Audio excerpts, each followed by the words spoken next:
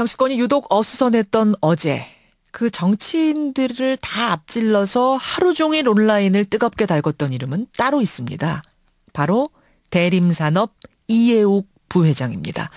재벌 3세인 이해욱 부회장은 자신의 운전기사들에게 이해할 수 없는 무리한 요구와 폭언, 폭행을 일삼아온 사실을 저희 CBS가 단독 보도했는데요. 피해자가 한둘이 아니랍니다. 지금부터 이 부회장을 수행했던 운전기사로부터 대체 어떤 갑질을 일삼았었던 건지 사실을 직접 확인해보죠. 인터뷰 대상의 신원보호를 위해서 익명으로 연결한다는 점 양해 부탁드립니다. 나와 계십니까? 네, 안녕하세요. 어떻게 알고 처음에 구직을 하셨어요? 일단 구직 사이트에 올라오기를 일단 연봉이 되게 많은 걸로 올라오더라고요. 그래서 일단 지원을 해서 가장이기 때문에 돈을 벌어야 된다는 생각에 지원을 하게 됐습니다. 구직 사이트에 연봉이 그러니까 보통 대기업 회장 운전기사 치고도 많았습니까? 일단 현재 그 구직 사이트의 평균 연봉보다 조금 많이 있었기 때문에 제가 그렇게 지원을 하게 됐습니다. 그럼 그전에도 운전기사 경력은 있으셨어요? 지금 현재 10여 년 넘게 지금 운전을 하고 있습니다. 그러시군요. 업계에서 그 전부터 이 부회장에 대한 소문이 있었습니까? 네, 아주 유명해서 저도 한번 혹시나 해서 지원을 하게 됐는데 자기가 이루어지지 않은 게 해당 사항이 되면 바로바로 이렇게 퇴사를 시킨다는 것도 알고 있었습니다, 저는. 자, 그래요. 어쨌든 드디어 운전을 시작했는데 그 첫날부터 좀 이상한 조짐이 있었다고요. 첫날 이제 출근을 해서 이제 이해욱 부회장을 태우고 이제 이동을 하는데 처음에 주행을 잘하고 있는 중간에 갑자기 사이드미러를 접으라고 하는 겁니다. 그래서 잠깐만요. 아니 사이드미러라는 거는 양옆으로 오는 차들을 보는 그 바깥에 붙어있는 그거요? 네네. 뒤에 계신 임원분이 접으라고 하니까는 처음엔 접었습니다. 근데 앞이 전혀 안 보이고 그러다 보니까 저 굉장히 막 식은땀이 많이 나더라고요. 달리는 중간에 그걸 요구한 겁니까? 달리는 중간에? 네, 그래서 이제 어쩔 수 없이 이제 보이는 게 없으니 앞을 보고 가긴 했는데 그래도 10년이 넘은 저의 운전 기술로도 굉장히 많이 힘이 들었습니다. 그 중앙에 붙어있는 그 백미러 하나만 보고 가신 거예요, 그러면? 그것마저도 접어서 전혀 양옆과 뒤의 상황은 알 수가 없는 상황이었습니다. 아니 중앙에 그 머리 위 붙어있는 백미러는 왜 접습니까? 자기와 눈이 마주치면 안 된다고 그렇게 지시를 하였기 때문에 저 역시는 접을 수밖에 없었습니다. 그러면 사고의 아찔한 순간도 실제로 있었습니까? 네네, 맞습니다. 뒤에서 덤프트럭이 빡 크락션으로 경적을 울리면서 오는 순간에 정말로 죽었구나 하는 생각까지 들었습니다. 그래. 아니 근데 그걸 왜 시킵니까? 무슨 이유죠? 그걸 접고도 얼마나 운전을 잘 해낼 수 있는가를 테스트하는 거다 이런 의미였을까요? 제가 봐서도 그런 식의 자기만의 그런 프라이드가 있는 것 같습니다. 예. 자, 그 부분을 참 이해할 수 없다는 거고. 그 외에 또 어떤 무리한 요구가 기억나세요? 운전을 하게 되면 이제 이해욱 부장이 테스트 한다고 치고 운전을 먼저 시범을 또 보여줍니다. 굉장히 가속을 즐기는 편이라 150, 160km는 기본으로 달렸던 분이시라 옆에 차들이 지나가면 차종에 상관없이 이렇게 브리핑을 해줘야 되는데 아니 그러니까 이해욱 부회장이 직접 운전대를 잡고 운전을 할 때가 있어요. 운전을 좋아하는 사람이어서 네네. 150, 160 막 이렇게 밟는데 옆에 앉아가지고 중계를 해야 돼요. 상황 중계를 레이싱처럼. 네네네. 그 어떤 식으로 가능합니까? 중계라는 게? 정말 저도 이해를 할 수 없는데 소나타 지나갑니다. BMW 지나갑니다. 렉서스 지나갑니다. 이런 식으로 브리핑을 계속 해줘야 됩니다. 지금 옆에 A차 지나갑니다. B차 지나갑니다. 뒤에 C차 지나갑니다. 계속 이런 식으로요. 네네네네. 브리핑을 못하게 되면 또 옆에서 정신 안 차리냐고 네가 옆에서 하는 역할이 뭔지 모르냐고 또 그때서야 또 계속 시작되는 그런 폭언이 있었습니다.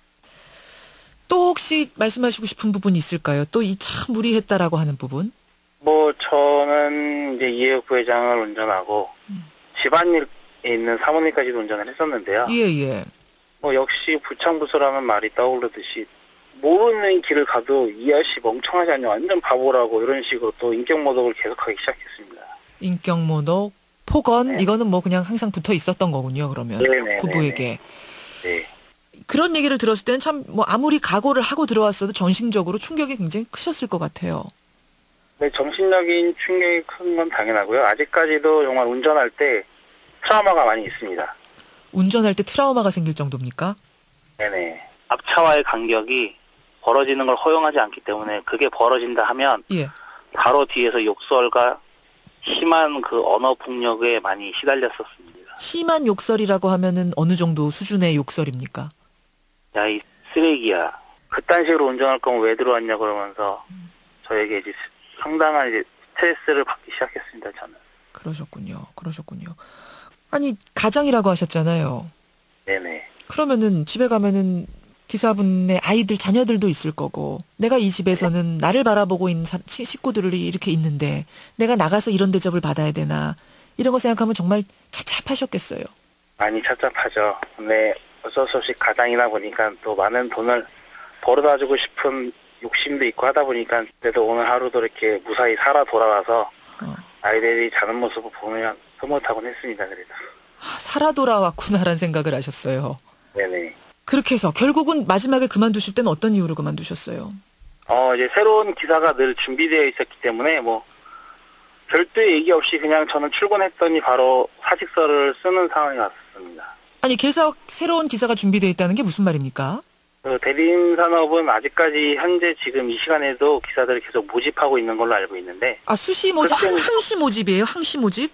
네, 항시 모집입니다. 그게 이해욱 부회장의 또 특징이기도 하다 보니까는 저 아니어도 기사들이 많았기 때문에 뭐 하나 자르는 거는 뭐 별 일이 아니다 이렇게 생각을 했었던 것 같습니다. 아니, 대략 얼마 동안 몇 명의 운전기사가 거쳐간 걸로 알고 계세요? 정말 50명 넘기는 그분을 마주치지 않았을까 하는 생각이 듭니다. 몇 년 동안 50명이요? 1년도 안 돼서 한 6개월? 6개월 동안 50명이요? 네, 심한 사람은 하루만 해도 뭐 사직서 쓰고 간 사람도 있고 하기 때문에. 참, 예. 6개월간 50명 정도가 지나간 걸로 알고 있다. 예. 네. 지금 대림산업 측에서는 폭언이라든지 폭행이라든지 그런 일은 전혀 없었다. 일부 기사들이 과장된 얘기를 하는 것 같다라고 부인을 했는데 어떻게 답변하시겠습니까? 일단 그 필드에서 뛴 관계자들이 아니기 때문에 이해욱 부회장만이 알고 있고 기사들만이 알고 있는 내용이기 때문에 그 사람들은 뭐 부인을 한다 해도 저는 뭐 별로 신경 쓰고 싶진 않습니다. 법적인 대응에 들어갈 생각도 있으세요? 노동법 위반으로? 네, 충분히 생각하고 있습니다. 일단 그 대리인산업의 이해욱 부회장 운전기사 했던 사람들을 많이 알고 있기 때문에 그 사람들과 충분한 얘기를 해서 다시 한번 시민연대나 어디를 통해서 충분한 맞고소를 생각하고 있습니다. 법적 대응도 생각하고 계세요. 노동법 관련해서 말이죠. 네네. 알겠습니다. 사과를 꼭 받고 싶으신 거죠? 사과는 꼭 받아야 된다고 생각합니다. 마지막으로 꼭 하고 싶은 말씀이 있으시다면? 지금 이 시간에도 운전하고 계신 분이 있을 테고 대리인산업에서 지금 트레이닝을 받고 계신 분도 있을 텐데 이제라도 이해욱 부장님 정신도 차리고 기사님들도 좋은 환경에서 좀 대우도 좀 잘 받고 자기만의 프라이드 갖고 다 같이 개선이 빨리 됐으면 좋겠습니다. 예. 영화 베테랑 속 재벌의 갑질 보면서 그게 영화 속 허구로만 끝나기를 우리가 모두 바랬는데 요사이 연이어 터지는 이런 재벌의 갑질 사건 우리를 참 아프고 화나게 하네요. 오늘 어려운 증언 해주셔서 고맙습니다. 네, 감사합니다. 예, 힘내시고요. 대림산업 이해욱 부회장의 운전기사로 폭언과 폭행을 당했다고 주장하고 있는 여러분 중에 한 분 목소리 들어봤습니다.